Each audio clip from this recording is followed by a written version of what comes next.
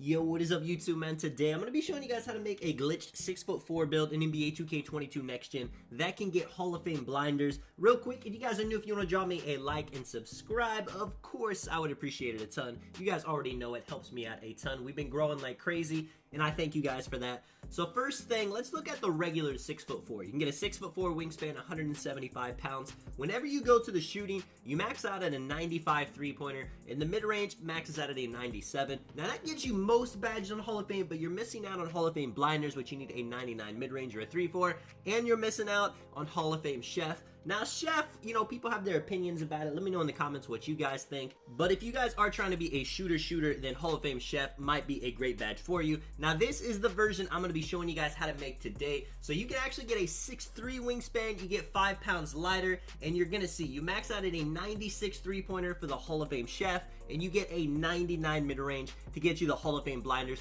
The only shooting badge you can't get on Hall of Fame is actually Deadeye. Of course, we would love to have that, but it is just not possible on a 6'4" build. So really quick, I'm going to show you guys how to do the glitch to get this build. It's not very difficult. Some of them, you know, there's like 5, 6, 7 steps. With this one, though, there's really only 2 steps you have to do. So the first thing you want to do before you make the build, go to the settings, change it from Imperial to Metric. If you guys watched my video about the 6'1" build, the 6'5" build, this is actually the same thing as that. So you're going to make a point guard with the height. We're going to put it down to 1.77 m. Very important. Make sure not to go any lower than that or this is not going to work. With the weight, we're going to bring it all the way down to 66 kg. And then with the wingspan, we're going to bring this down to 1.78. Again, do not go below the height or the wingspan on this build. Change the body shape to define. You don't actually have to mess with the body shape, but that's what I always do. Now we just got to get this build to a 99 overall. Quickest way that I do it is I just push everything all the way to the right until it says 99.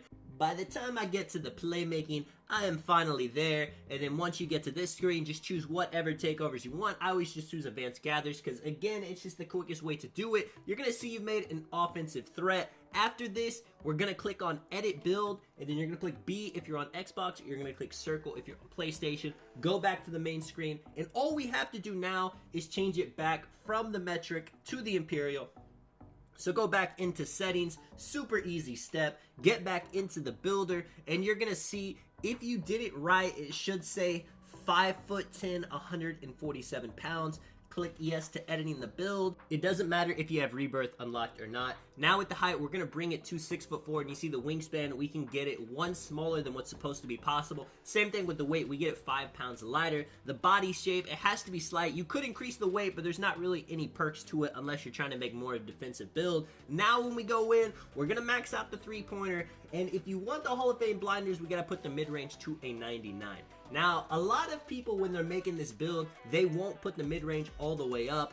And I can understand, you know, most point guards in this game are 300s. They don't like taking the mid-range. But getting the ability to have Hall of Fame blinders on such a tall build is going to be huge. Now, if you play Rec or Pro-Am, of course, you're going to want to have the free throw at least at a 70. You see, it doesn't even cost an overall point to do that. With the ball handle, now some of you may want to put the ball handle or the speed with ball down so you can save attributes for defense and finishing. But the way we're making this build, you know, having such great shooting, you might as well be as fast as possible and unrippable as possible with the ball. Now, with the speed, acceleration, stamina, those will all be very important for a point guard. Now we're in this situation, so this is always the tough part of the video. If you guys didn't know, they did balance the builder system this year. We have such great playmaking and such great shooting that we can't exactly be a great finisher and a great defender as well. So if you want driving dunk, it's going to make it pretty much impossible to have great defense on this build. Same thing with defense. If you put up your perimeter defense and your steal, it's going to be pretty much impossible to be a viable dunker. So I'm going to go ahead and tell you guys, choose one. You know, maybe you play comp pro-am, comp stage, and you're always playing with a great lock. All you're doing is guarding corner. You don't really have to be in those situations where you have to play defense. Go with finishing.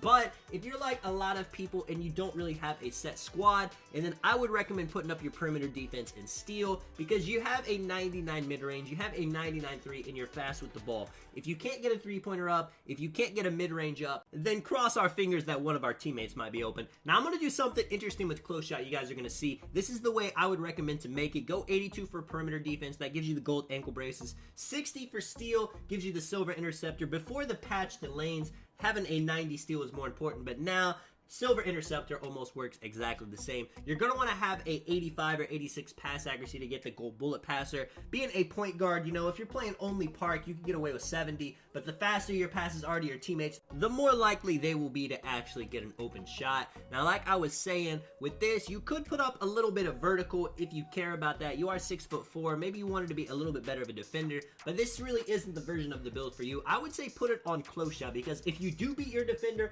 you may not dunk it, but you could just get a fast twitch standing layup. Even if a 5'10", 5'9" guard is guarding you, you can actually use the close shot power to bully them a bit in the paint. It's kind of cheesy. I was testing it out. I mean, you get badges like fast twitch. You even get Giant Slayer, which, you know, Giant Slayer does work on those 5'7s. You'll get something like Grace Under Pressure. It's just going to make those awkward standing layups under the paint more likely to go in, and that's what we want on a build like this. And then you're going to see this is decently balanced. You got good defense. You actually can get lock takeover on this build. You have absolutely amazing shooting and playmaking, and your finishing ability, you know, we're not the best driver in the game, but we can hit standing layups. You see the takeover options, shot creating, sharp playmaking, and lock, every one that you would want. Sharp takeover is going to be what everyone chooses to run, but playmaking takeover, lock takeover, and shot creating takeover, they all have their place in the game. They're all great takeovers. It's going to call you a playmaking shot creator, which, you know, we don't like the plain build names, but with how high the shooting is, with how great the playmaking is, there was no way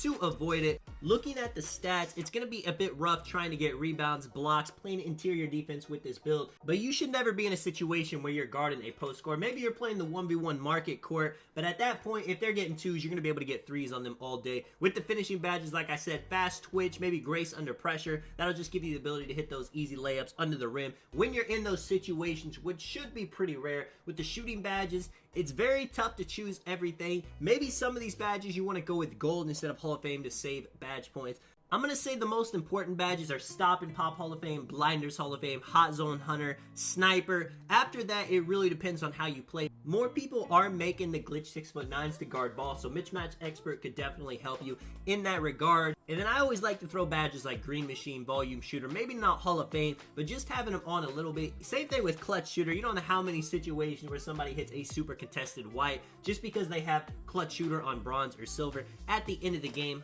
If you're playing ones or twos too, you could play around with badges like Difficult Shots on Hall of Fame, maybe even Fade Ace on Hall of Fame. You guys have no idea how overpowered that badge would be with a 99 mid-range. I have never tested that out, but I've seen it at 88 and it is unmissable. With the playmaking badges, gotta have Bullet, gotta have Quick Chain, Hyperdrive, at least on silver is nice. It's not as important as Quick Chain, but it still helps. Badges like Quick First Step, Unpluckable, Tight Handles, Handles for Days, you guys know what those do. Other than that, something like Stop and Go, some point guards really believe in this badge, helping them.